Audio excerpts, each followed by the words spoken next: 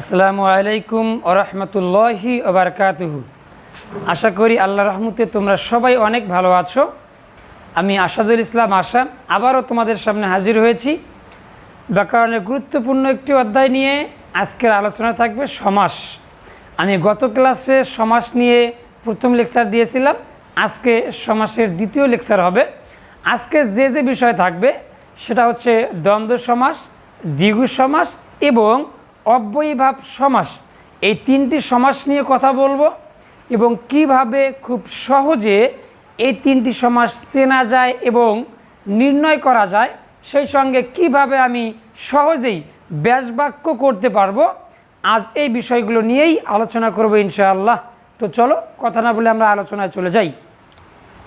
প্রথমে আলোচনা করব দ্বন্দ্ব সমাস।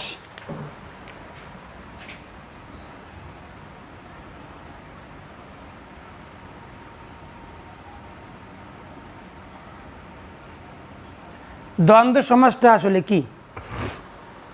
দ্বন্দ্ব অর্থ আমরা মনে করি যে দ্বন্দ্ব, ঝগড়া, বিচ্ছেদ। আসলে না, এই দ্বন্দ্ব সেই দ্বন্দ্ব নয়। তো ব্যাকরণের ভাষায় দ্বন্দ্ব সমাসটা কাকে বলে?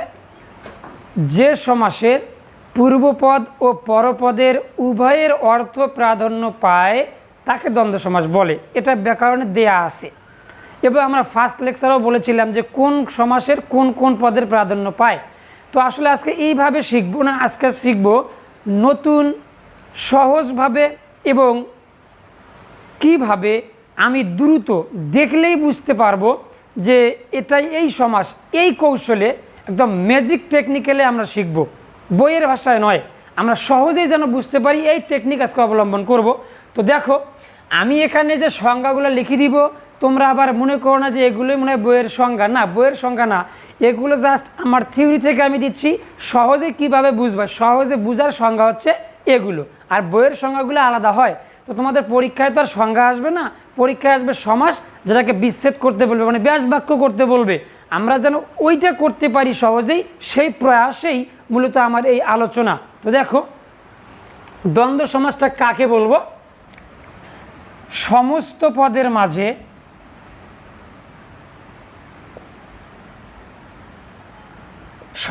পদের মাঝে হাইফেন, এটাকে আমরা কি বলি? হাইফেন। সমস্ত পদের মাঝে হাইফেন থাকলে দ্বন্দ্ব সমাস। আর লিখলাম না বাকিটা, এটা তোমরা বুঝছোই যে দ্বন্দ্ব সমাস কি। সমস্ত পদের মাঝে হাইফেন থাকলে। এখন তোমরা বলতে পারো স্যার সমস্ত পদ কি? আমি এই বিষয়ে আমার ফার্স্ট লেকচারে কথা বলেছিলাম। সমস্ত পদ কাকে বলে, পূর্বপদ কাকে বলে, পরপদ কাকে বলে, মানে সমাসের বিভিন্ন অংশ নিয়ে কথা বলেছিলাম। তোমরা যদি না বুঝো বিষয়টা, তাহলে অবশ্যই সেই লেকচারটি দেখবে, আশা করি তোমরা ক্লিয়ার হয়ে যাবে। তো এখন আমরা দেখি কি বলছি। সমস্ত পদের মাঝে হাইফেন থাকলে, যদি দেখো সমস্ত পদের মাঝখানে, অর্থাৎ দুই দিকে দুটি শব্দ থাকবে এবং মাঝখানে যদি হাইফেন থাকে, তাহলে এটি কোনো রকম দ্বিধা দ্বন্দ্ব ছাড়াই দ্বন্দ্ব সমাস। যেমন কি এখানে দিলাম মা বাবা। দেখো তো সমস্ত পদের মাঝে কি আছে? এখানে হাইফেন। তার মানে সমস্ত পদের মাঝে হাইফেন থাকা মানেই কোন সমাস? দ্বন্দ্ব সমাস। ঝামেলাই শেষ। এবং এটা ব্যাস বাক্য কীভাবে করব, আমি ঠিক এটাও আমার প্রথম লেকচারে বলেছিলাম এবং সেখানে ছন্দে বলেছিলাম, শিখিয়েছিলাম যে কিভাবে কোন সমাসের ব্যাস বাক্যে কী বসে, এটা ছন্দে সহজভাবে শেখা যায়। তোমরা সেখান থেকে শিখে নিবে, পারলে ওই ভিডিওটা দেখবে। তোমাদের আশা করি এই বেসিক বিষয়গুলো সমাসের উপরে ক্লিয়ার হয়ে যাবে। তো দেখি এখানে কি আছে? মা বাবা। তো তারপরে আমি একটু বলি যে আমরা জানি দ্বন্দ্ব সমাসের ব্যাস বাক্য করতে গেলে কি করা লাগে? মাঝখানের হাইফেনটাকে তুলে দিয়ে ওইখানে ও বা এবং অথবা আর যে কোনো একটা বসাইলেই দ্বন্দ্ব সমাসের ব্যাস বাক্য হয়ে যায়। তার মানে ব্যাস বাক্য কি হতে পারে? মা ও বাবা, বা মা এবং বাবা, বা মা আর বাবা। তবে ওটা একটু ভালো হয়, এই জন্য আমরা ওটাই ব্যবহার করি। এই হলো দ্বন্দ্ব সমাস। তো আশা করি দ্বন্দ্ব সমাসে তোমাদের সমস্যা না হওয়ারই কথা। বিশেষ করে ইন্টারমিডিয়েটদের আর সমস্যা হবে না, কারণ তাদের তো ব্যাস বাক্য করতে বলবে, পেরে যাবে। কিন্তু এসএসসি পরীক্ষার্থীদের জন্য একটু সমস্যা হতে পারে। তাদের আবার নৈর্বৃত্তিক আসে, অনেক সময় হয়তো বা আসতে পারে যে এটা কোন সমাস, আবার অনেক সময় আসে কি অর্থে দ্বন্দ্ব সমাস? দ্বন্দ্ব সমাস কিন্তু বিভিন্ন অর্থে ব্যবহার হতে পারে। তো অনেকে অর্থগুলো মুখস্থ করো, আসলে এটা মুখস্থ করার কিছু নাই। তুমি এই শব্দটা দেখেই, সমস্ত পদটা দেখেই বলতে পারবা যে এটা আসলে কি অর্থে দ্বন্দ্ব সমাস। কিভাবে একটু দেখো। আমি এখানে লিখলাম হাত পা, এটা তো নির্দ্বিধায় দ্বন্দ্ব সমাস নাকি? কারণ এখানে মাঝখানে কি আছে? হাইফেন, তো দ্বন্দ্ব সমাস। আর ব্যাস বাক্য কি হবে? হাত ও পা, এটাতে কোনো সমস্যা নেই, দ্বিধাদ্বন্দ্ব নাই। আমাদের এখন প্রশ্ন হচ্ছে যে এটা কি অর্থে দ্বন্দ্ব সমাস, এটা কিভাবে বুঝবো? সহজ বিষয়, তুমি দেখো হাত পা। আচ্ছা, হাত কি বলো তো, বা পা কি? হাত অথবা পা এটা তোমার অঙ্গ না, শরীরের একটা অঙ্গ। তার মানে যেহেতু দুটি অঙ্গ, তার মানে এটাকে বলবো অঙ্গবাচক দ্বন্দ্ব সমাস। অর্থাৎ দ্বন্দ্ব সমাস দ্বারা যাকে নির্দেশ করবে, যে বিষয়টাকে নির্দেশ করবে, এটা ওই বাচক, ওই অর্থেই দ্বন্দ্ব সমাস। আশা করি বুঝতে পারছো। তো এরপরে আরও যদি আমি দিলাম 7 5। আচ্ছা, এখন বলো তো এই 7 5 তো দ্বন্দ্ব সমাস অবশ্যই, কারণ মাঝখানে হাইফেন, ব্যাস বাক্যে কী হবে? 7 ও 5। তো এখন কি অর্থে প্রশ্ন যদি আসে 7 5 কি অর্থে দ্বন্দ্ব সমাস? তো 7 এবং 5 কি? অবশ্যই সংখ্যা, তার মানে সংখ্যাবাচক দ্বন্দ্ব সমাস। এবার যদি লিখি আয় ব্যয়, দ্বন্দ্ব সমাস, তাতে তো কোনো সমস্যা নেই, ডাউট নেই। তো এখন কি অর্থে দ্বন্দ্ব সমাস? আচ্ছা, তুমি নর্মালভাবে দেখো তো আয় ব্যয় দ্বারা কি বোঝায়? অবশ্যই বিপরীত বোঝায়। আয়ের বিপরীত ব্যয়, ব্যয়ের বিপরীত কি? আয়। তার মানে আয় ব্যয় হচ্ছে বিপরীতার্থক। বিপরীত অর্থে সেটাকে আমরা সংক্ষেপে বলি বিপরীতার্থক, বা যেটা তোমাদের মনে চায় বিপরীত অর্থে দ্বন্দ্ব সমাস। এরকম যেমন প্রথমে লিখছিলাম মা বাবা, তাহলে এটা কি? এখন দেখো মা বাবা, ভাই বোন, চাচা চাচি বা খালা খালু, তো এই বিষয়গুলো আসলে কি অর্থে দ্বন্দ্ব সমাস? দেখো তো আমাদের এই শব্দগুলোর দ্বারা কি বোঝায় সাধারণত? তার মানে বোঝায় এদের মধ্যে একটা সম্পর্ক, একটা মিল, একটা মহাব্বত, এরকম কিছু বোঝায়। তার মানে এগুলো হবে মিলন অর্থে দ্বন্দ্ব সমাস। আশা করি বিষয়গুলো তোমরা ক্লিয়ারভাবে বুঝতে পারছো। তো এই রকম বিষয়গুলো তোমরা দেখবা। আরটা যদি বলি দেখা শোনা, দ্বন্দ্ব সমাস, তাহলে কি অর্থে দ্বন্দ্ব সমাস? দেখো দেখাও একটা ক্রিয়া, শোনাও একটা ক্রিয়া, তার মানে দুটি ক্রিয়ার যোগে দ্বন্দ্ব সমাস। এরকম আসতে পারে তুমি আমি, এটা কি হবে? দুটি সর্বনাম যোগে দ্বন্দ্ব সমাস। এরকম আবারও যদি আসে আগুন পানি দিলাম, অথবা অনেক সময় আসে ওই নকুল, আসতে পারে দা কুমড়া। তো এগুলোর দ্বারা কি বোঝায়? আগুন পানি। আচ্ছা, আগুন এবং পানি এর কাজ কি? দেখো তো আগুন জলে, পানি নিভায়, তো একজন জলে একজন নিভায়, এদের মধ্যে কি বন্ধুত্বপূর্ণ সম্পর্ক হবে নাকি শত্রুতা হবে? অবশ্যই শত্রুতা, তার মানে বিরোধ। তার মানে এটা হচ্ছে বিরোধ অর্থে দ্বন্দ্ব সমাস। আশা করি দ্বন্দ্ব সমাস সম্পর্কে তোমাদের আর সমস্যা না থাকারই কথা, এবং কোনটা কি অর্থে এটা তোমরা এখন দেখলেই বুঝবে, আর মুখস্থ করা প্রয়োজন হবে না। আরেকটি সমাস আছে দ্বন্দ্ব সমাসই, সেটাকে আমরা বলি অলুক। তবে অলুক কোনো সমাসই আমি পড়াবো না এখন, সবার শেষে অলুক নিয়ে কথা বলবো, কারণ আমি ফার্স্ট লেকচারে বলেছিলাম অলুক হচ্ছে আলু। তো ঠিক এটা সব সমাসেই থাকে, এই জন্য একদিনে অলুক শেষ করে দিব। তো আশা করি দ্বন্দ্ব সমাসে তোমাদের আর সমস্যা না থাকারই কথা ইনশাআল্লাহ। তো এখন আমি আলোচনা করব দ্বিগু সমাস নিয়ে। তো একটু দেখি।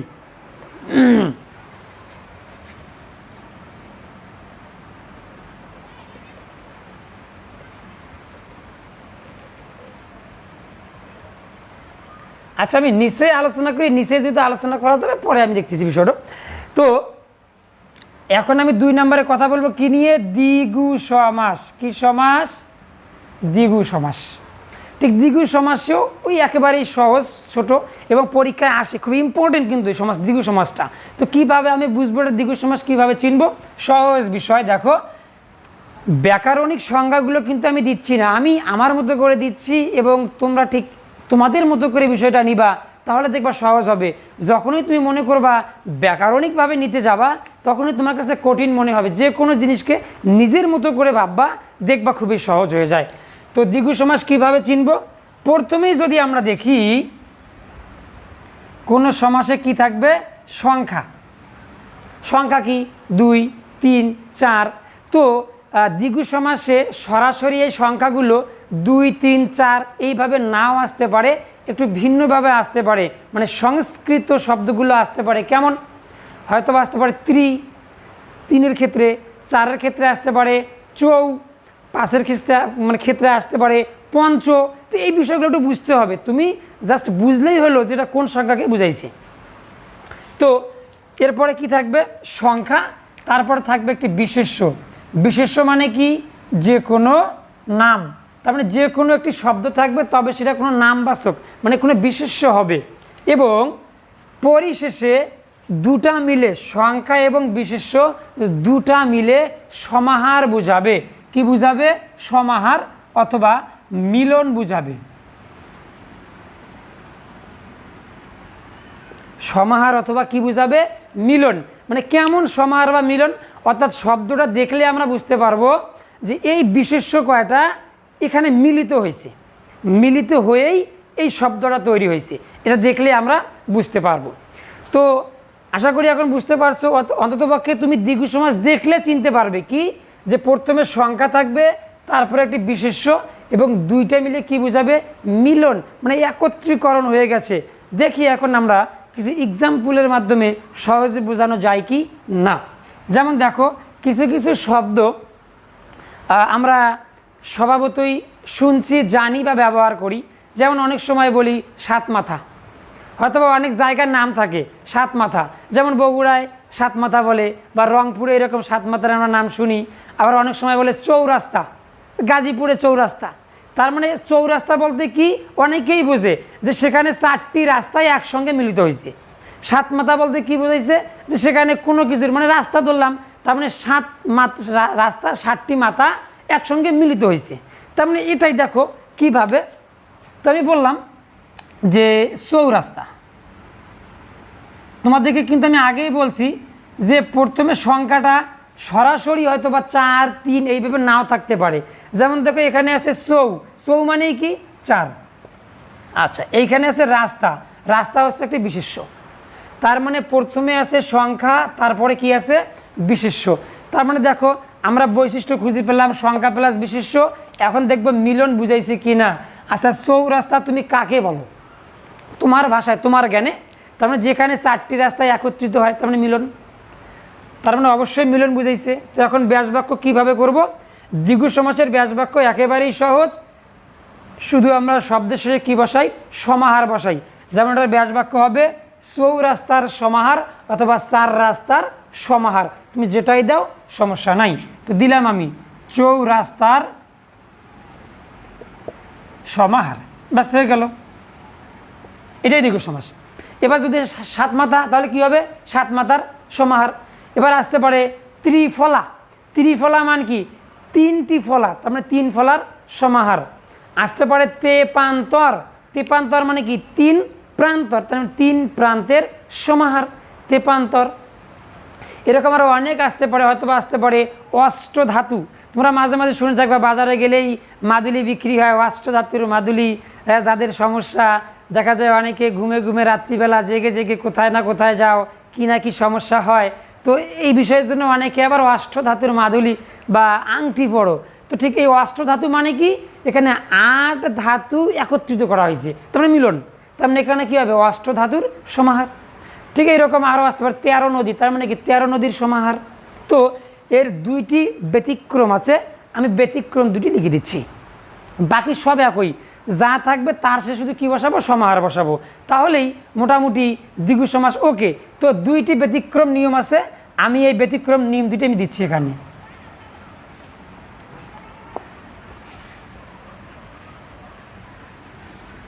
দেখো ব্যতিক্রমটা কি কি আসতে পারে? একটা আসতে পারে পঞ্চনদ, আরেকটা আসতে পারে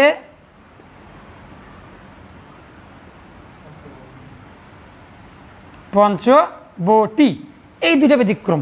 তো এখন এখানে আছে পঞ্চনদ, তোমরা হয়তো বা তাহলে আগের নিয়মেই দিবা পঞ্চনদের সমাহার। এখানে আছে পঞ্চবটি, হয়তো বা আগের নিয়মেই দিবা পঞ্চবটির সমাহার। না, আসলে এই দুটো একটু ব্যতিক্রম। এখানে কি দিতে হবে? যেখানে আছে পঞ্চনদ, এখানে আমাদের ব্যাস বাক্য হবে পঞ্চ, এখানে নদের না থেকে হবে নদীর, পঞ্চ নদীর সমাহার।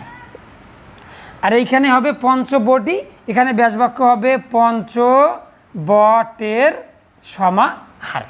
এই দুটি ব্যতিক্রম দ্বিগু সমাসের মধ্যে খুঁজে পাওয়া যায়, আর তেমন কোনো ব্যতিক্রম নেই। তো আশা করি দ্বিগু সমাস এবং দ্বন্দ্ব সমাস তোমাদের একদম আর ভুল হওয়ার সম্ভাবনা থাকবে না। তোমাদের যত ঝামেলা বা সমস্যা ছিল এই সমাসে আশা করি এখন ক্লিয়ার হয়ে গেছে। তারপরেও যদি তোমাদের বুঝতে সমস্যা বা প্রবলেম মনে হয় আরেকবার প্লেব্যাক করে দেখবে ভিডিওটা। এর পরেও যদি বুঝতে সমস্যা হয় অথবা কোনো কিছু তোমাদের জানার বা আরও কিছু বলার থাকে তাহলে অবশ্যই কমেন্ট বক্সে কমেন্ট করবে, আমি চেষ্টা করব যথাসাধ্য অ্যান্সার দেওয়ার জন্য। আর হ্যাঁ, একটি কথা ভুলবে না, যদি আমার ক্লাসটা তোমাদের ভালো লেগে থাকে, যদি মনে হয় তোমাদের উপকার হবে, তাহলে অবশ্যই একটি সাবস্ক্রাইব করবে এবং পাশে থাকা বেল বাটনে ক্লিক করে অলে চাপ দিবে, যেন আমার লেকচারগুলো তোমাদের কাছে দ্রুত চলে যায়। এবং সেই সঙ্গে তোমরা তোমাদের বন্ধুদের কাছে শেয়ার করবে, বেশি বেশি শেয়ার করবে, যেন তুমি উপকৃত হতে পারো, তোমার বন্ধুরাও উপকৃত হতে পারে। তো চলো, আজকে আমি চলে যাচ্ছি আমার একদম শেষ লাস্ট লেকচার যেটা হবে সেটা হচ্ছে অব্যয়ীভাব সমাস।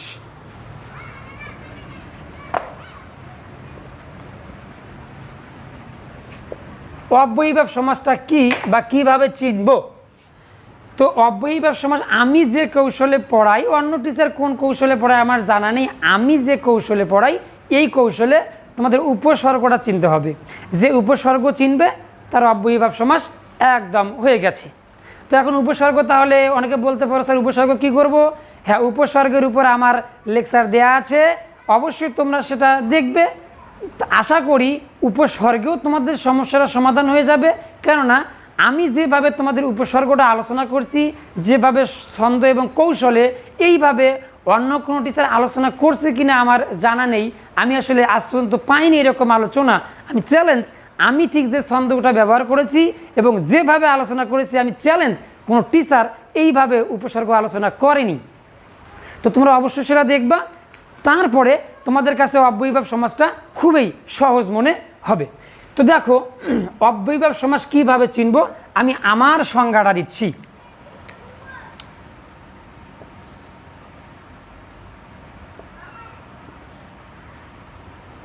অব্যয়ীভাব কিভাবে চিনব আমি আমার সংজ্ঞা দিই। সমস্ত পদের শুরুতে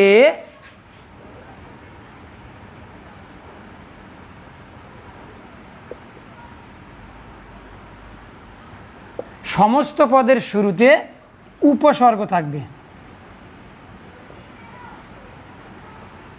সমস্ত পদের শুরুতে কি থাকবে? উপসর্গ থাকবে।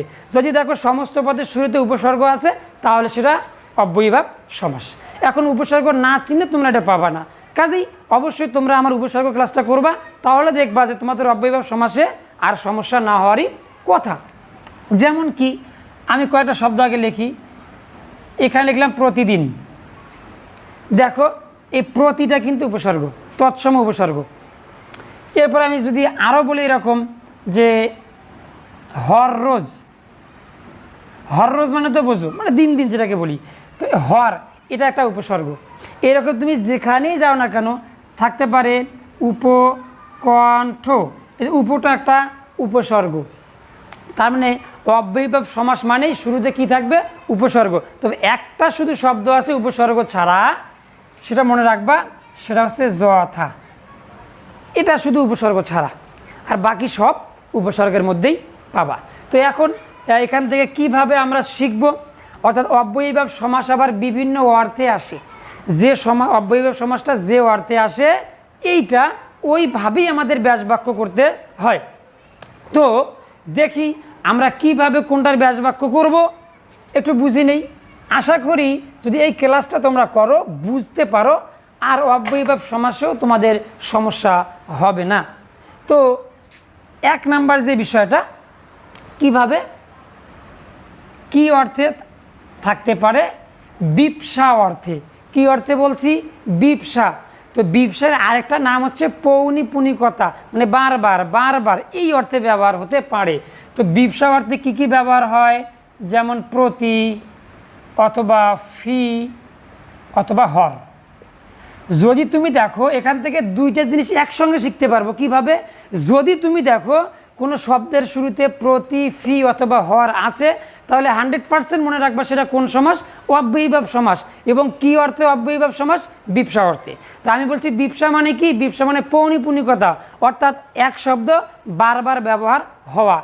তো আমি প্রথমেই বলেছিলাম যে অব্যয়ীভাব সমাসের ব্যাস বাক্যটা কী হয়?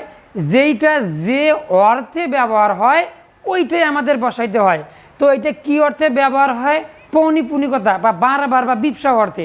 তার মানে সহজ বিষয়, যদি থাকে এখানে প্রতিদিন, এটা সমস্ত পদ, তাহলে এর ব্যাস বাক্যটা কী হবে? এটা কি অর্থে? বিপসা অর্থে, তার মানে দিন দিন। তার মানে এবং আরেকটা বিষয় মনে রাখবা, সমস্ত পদের শুরুতে যে উপসর্গটা থাকবে ব্যাস বাক্য করার সময় সেই উপসর্গটা উঠে যাবে, উঠে গিয়েই সে অর্থটা বসবে। তার মানে প্রতিদিন আমরা কাকে বলি? দিন দিন। তার মানে ব্যাস বাক্য হবে দিন দিন।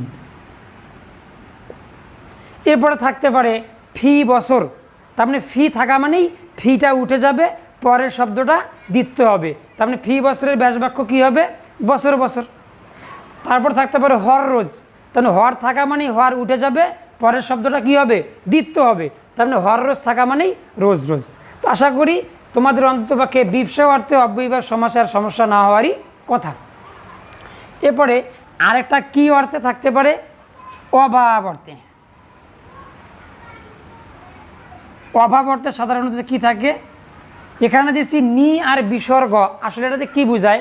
তোমরা যদি সন্ধি পড়ে থাকো দেখবা সেখানে সন্ধি দুই ধরনের থাকে, রজাত আর সজাত।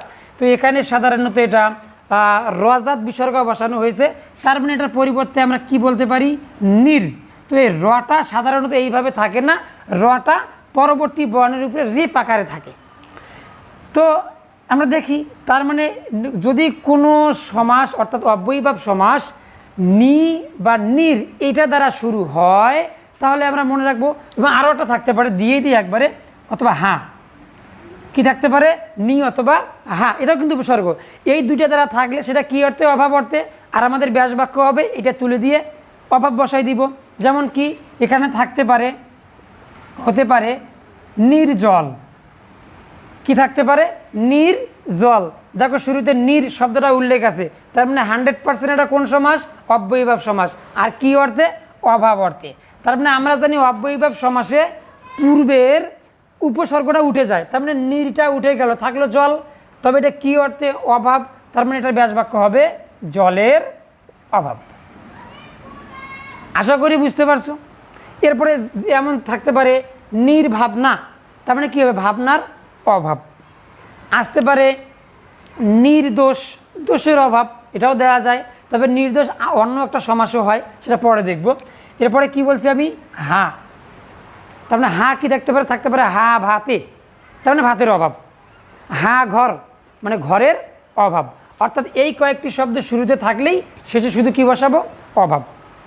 তাহলে আমাদের কি হয়ে যাবে? অভাব অর্থে অব্যয়ীভাব সমাস ক্লিয়ার হয়ে যাবে। আবার মাঝে মাঝে আসতে পারে নিরামিষ, তাহলে কী হবে? আমিষের অভাব। ওকে, 3 নম্বরে চলে যাই।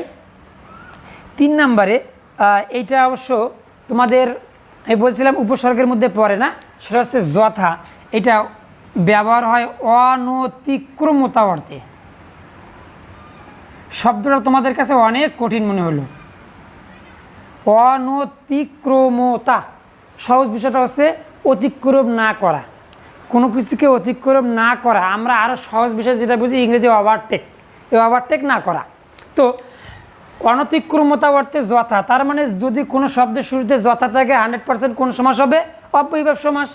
যেমন থাকতে পারে যথা নিয়ম।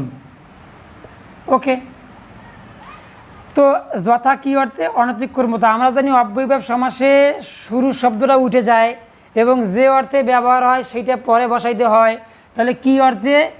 অনতিক্রমতা, তার মানে অতিক্রম না করা। তার মানে এখানে হবে নিয়মকে অতিক্রম না করা।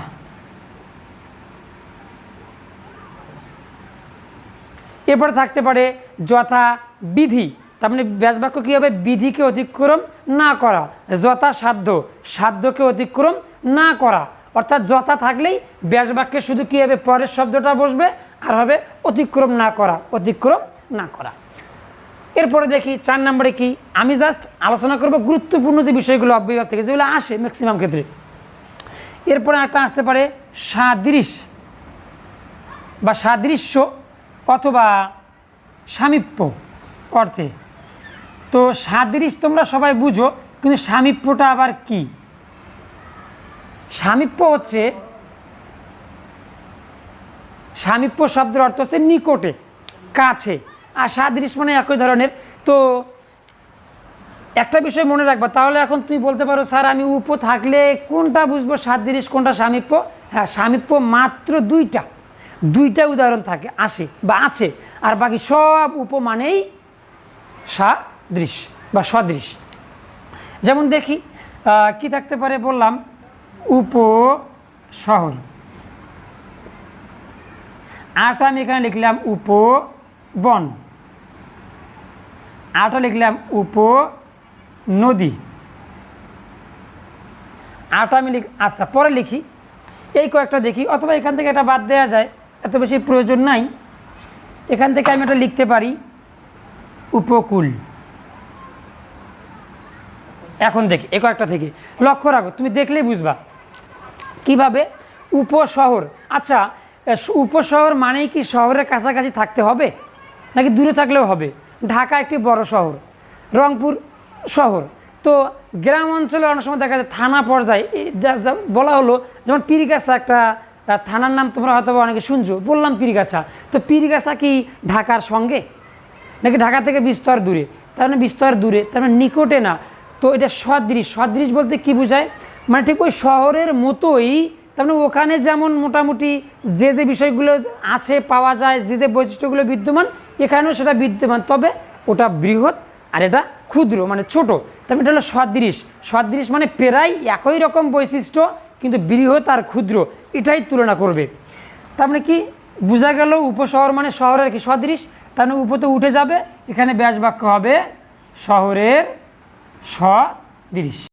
তো এখন আমি বলছিলাম যে আসলে সদৃশ কীভাবে বুঝবা, সামীপ্য। তো সদৃশ তো দেখলেই, সামীপ্যটা কি? সামীপ্য দুইটা শুধু থাকে, একটা আছে উপকূল আর উপকণ্ঠ। সামীপ্য নিকটে, দেখো তো উপকূল বলতে কি বুঝাই? আমরা অনেক সময় বলি না যে সমুদ্রের উপকূলীয় অঞ্চল, তার মানে কাছাকাছি, নিকটে, তার মানে কী হবে? কুলের সমীপে। তেমনি উপকণ্ঠ হবে কণ্ঠের সমীপে, আর বাকি সব সদৃশ। ওকে, এরপরে কি বলছিলাম যে সামান্য বা পর্যন্ত অর্থে আবার একটা ব্যবহার হতে পারে সমাসের অব্যয়ভাব সমাস। তো যদি দেখি কোনো শব্দের শুরুতে আছে সমস্ত পদের শুরুতে, তাহলে সেটা মনে রাখবো সামান্য বা পর্যন্ত অর্থে। এখন সামান্য বা ঈষৎ আর পর্যন্ত, এখন কোনটাকে আমি কি বুঝবো? দেখো এখানে বলা আছে আজীবন। এখন আজীবন বলছি আমি, তো আজীবন শব্দটার দ্বারা তুমি কি বোঝো? এই সামান্য কিছুক্ষণ নাকি যা জীবন পর্যন্ত? তার মানে দীর্ঘ সময়, তার মানে এটা হবে পর্যন্ত। তার মানে এখানে আমি কী করবো? আটা তুলে দিয়ে এখানে বসাবো জীবন পর্যন্ত। এরপরে কী আছে দেখো আনত, এখানে লিখে রাখছি ঈষৎ নত। তার মানে আনত বলতে কি? সামান্য নত, কারণ আমি তো সারা জীবন কখন নত হয়ে থাকবো না, তার মানে এটা কি? পর্যন্ত বুঝাইনি, কি বুঝাইছে? সামান্য নত। এছাড়াও আসতে পারে যেমন আমরণ, মরণ পর্যন্ত, আপাদমস্তক, পা থেকে মাথা পর্যন্ত। এই হচ্ছে মোটামুটি অব্যয়ভাব সমাস। তো আশা করি আজকের আলোচনাটি তোমরা যদি একটু মনোযোগ দিয়ে শোনো, তবে দ্বন্দ্ব, দ্বিগু এবং অব্যয়ভাব সমাসে আর সমস্যা থাকবে না ইনশাআল্লাহ। আজ এই পর্যন্তই। নেক্সট আলোচনা করব আমি হয়তোবা তৎপুরুষ অথবা অন্য কোনো একটি সমাস নিয়ে। তো সেই পর্যন্তই, আল্লাহ সবাইকে ভালো রাখুক। এবং আবারও তোমাদের স্মরণ করিয়ে দিচ্ছি, যারা ক্লাসটি এতক্ষণ দেখলে এবং নেক্সট ক্লাসগুলো পেতে চাও, অবশ্যই আমার চ্যানেলটি সাবস্ক্রাইব করবে এবং পাশে থাকা বেল বাটনে চাপ দিয়ে ওয়ালে চাপ দিবে, যেন আমার লেকচারগুলো তোমাদের কাছে সবার আগে আগে পৌঁছায়, এবং বেশি বেশি শেয়ার করবে বন্ধুদের কাছে, এবং লাইক তো অবশ্যই করবে। তো আজ এ পর্যন্তই। আসসালামু আলাইকুম।